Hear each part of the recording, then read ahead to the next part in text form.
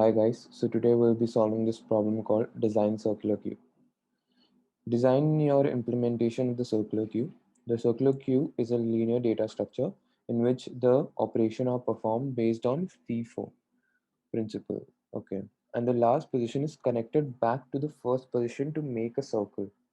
It is called ring buffer. Okay. One of the benefits of the circular queue is that we can make use of the spaces in front of the queue. In a normal queue, once the queue becomes full, we cannot insert the next element even if there is a space in front of the queue. But using the circular queue, we can use the space to store new values. Implementation, the MyCircularQueue class. MyCircularQueue initializes the object with the size of the queue to be k, okay, and front gets the front item from the queue, and if the queue is empty, returns 1.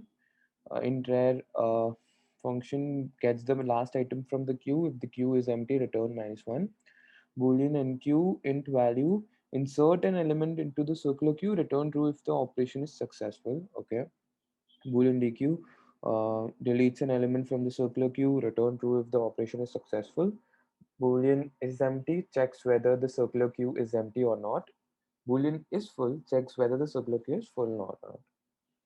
So we've been given a couple of functions. We have to basically implement a circular queue, and input is given, and we have to basically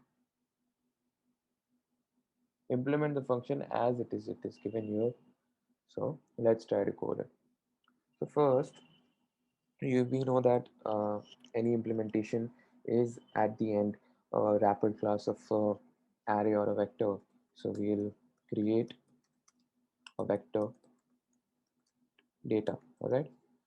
Then we'll create a head pointer, which will point to the head of the vector, and tail pointer, which will point to the tail of the vector, and a size variable. All right.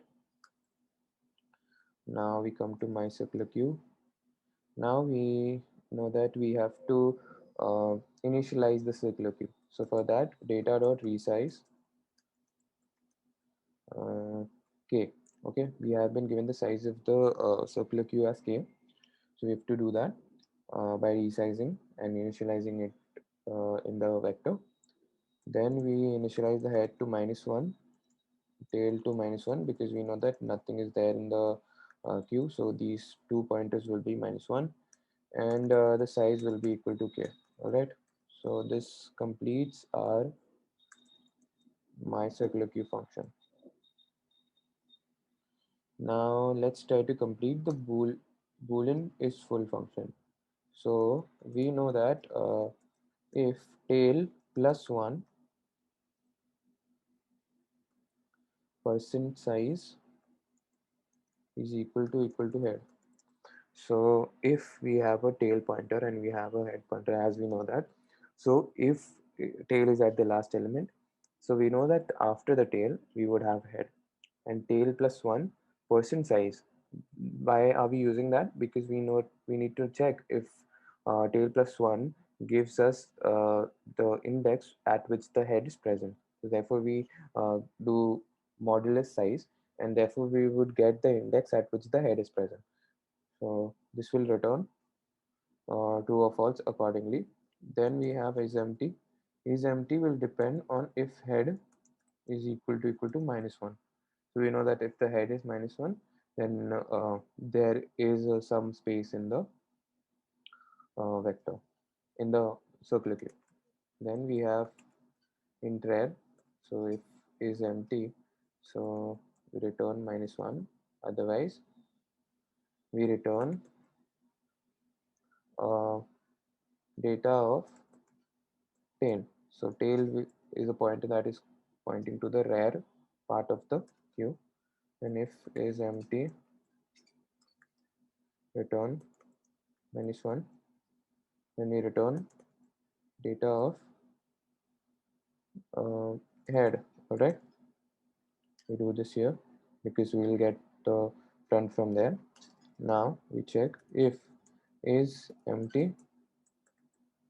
So at that time we return false. Okay, and if head is equal to tail, okay, at this time we know that it's starting, so head will be equal to -1, tail will be equal to -1, and we return true. Okay, this is the condition which has been satisfied. Like if we only have one element, then we have to basically, you know, just increase the head pointer percent size and return true after, in the normal conditions, if we are doing a DQ. If it's NQ, so we check if is full. All right, so return false if it's full. Otherwise, if it's empty, so we return, we make head is equal to 0. All right, because we know that first element would be getting, so then we return true. Okay, wait, no, first, so head will be equal to 0, and then tail will be equal to tail plus 1 percent size, and we will be returning, no, we will be putting the first data of tail is equal to the value which we have got in the function, and then we will return true. All right, so that completes the NQ function as well. So let's run the code if everything is working fine.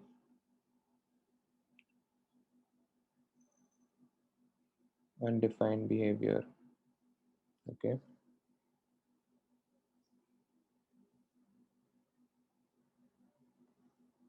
we have to return -1 size is equal to k, rewrite k.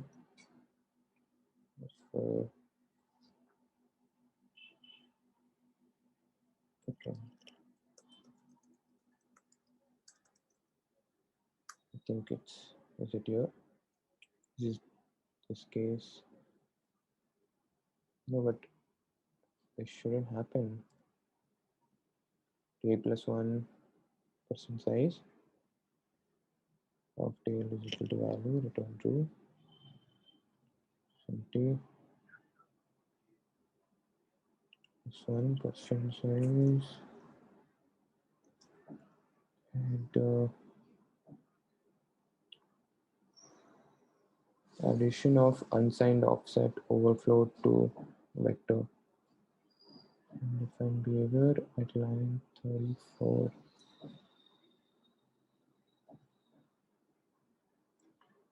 Okay.